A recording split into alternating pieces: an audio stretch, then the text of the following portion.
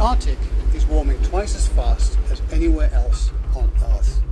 Its seemingly remote location in the north might lead some to believe that what happens in the Arctic stays in the Arctic. But that is not the case. The consequences of this region's transformation are being felt by the entire world, not just the Arctic's 4 million people.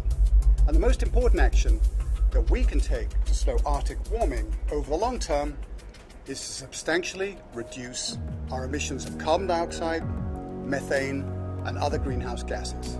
But it's also important to address black carbon, and that's the soot that's produced by dirty vehicles, oil and gas wells, and wildfires, and is a strong contributor to global warming by itself. But additionally, when this soot settles on the Arctic snow and ice, it increases the amount of heat that is absorbed, which in turn melts the snow and ice faster. Now, as the snow and ice melt, the darker land and water underneath the snow are uncovered and absorb more heat. This accelerates additional melting in the Arctic. In scientific terms, this is a positive feedback loop, and it explains why the Arctic is warming faster than anywhere else on Earth. The water from melting ice ends up in the ocean and contributes to sea level rise.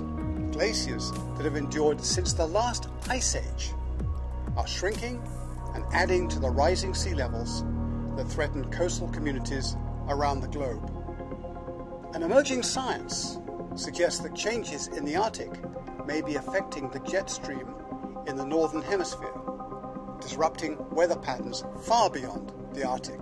Now, Arctic communities are facing the full brunt of these changes.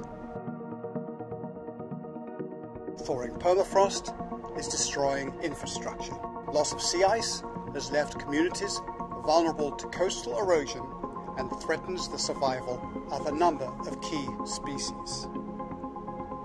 These communities are losing the ecosystems they depend on for their survival and the centuries-old traditions they've built around them. The good news is that we can do something about it now. Low-carbon solutions are increasingly abundant and affordable. Around the globe, the price of solar and wind energy has plummeted in recent years, with more than half of new power generation in 2014 alone coming from renewable sources.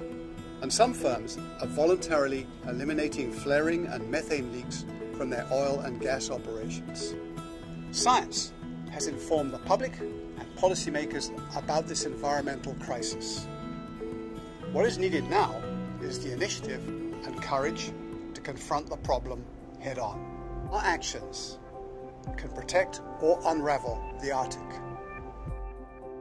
Concerted and deliberate action by the world's leaders in politics, in industry, and in science will be needed to prevent the loss of our Arctic heritage and reduce further damage to the climate system. The responsibility for dealing with this challenge is on all of us.